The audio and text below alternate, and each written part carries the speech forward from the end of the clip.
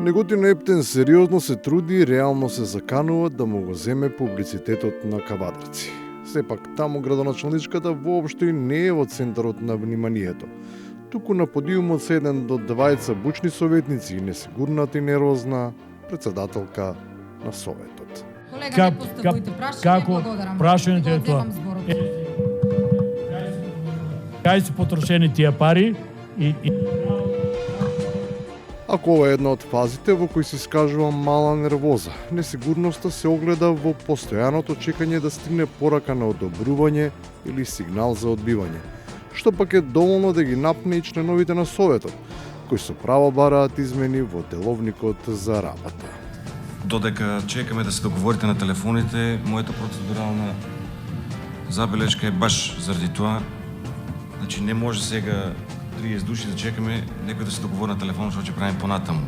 Колега, ти не можеш да обвинуваш дека некој се договара на телефон. Да донесеме одлука, сите телефоните да ги отставиме настрана пред да почне седницата. Битката не е само телефонска, туку и лекторска. Председателката не сака да слуша обраќања кои не одговараат на незините стилски барања и содржат јазични недоследности кои не го задоволуваат незиниот вкус. Па таа едноставно не може да дозволи така непрочистен јазик да оди во етерот. иначе они си гласат, а ние седиме као дрвени дргани тука, куклици, правиме мнозинство и си го чешаме езикот. На некој му е смешно, на некој не. Колега, благодарам. Ме чека да докажам со благодари, чим не ти кажам, а не ти треба на седницата и користите недобар вокабулар. Како? Но не е само јазикот во прашање. Туку се влегува и во улога на морален судија, кој може да оценува кој внимава да не ја згази, а кој без скруполи ја преминува етичката граница. Материјали несоодветни не читам. И немој да ме милсираш повеќе. Значи јас сум образован и го разбирам. Да, значи ја моето однесување, за моето однесување, за моето однесување немаш право ни да ме опомнуваш, ни да ми кажеш ја како да се однесувам. Ти не си ми мене педагог тука и да ми држиш воспитни мерки.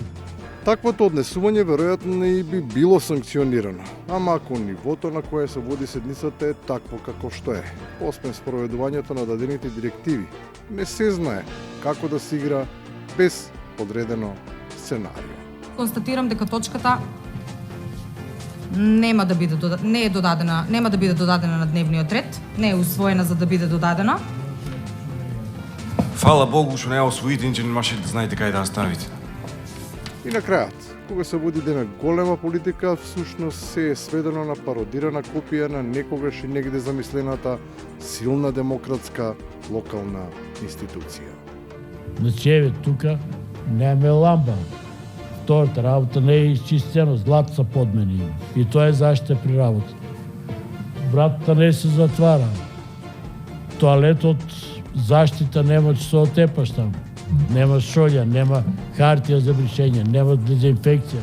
Локалните власти, не само во Неготин, на сите избори покажуваат огромни амбиции да ги решат комуналните проблеми на граѓаните. Но за да им се верува и да бидат искрени, нека си ги средат прво своите.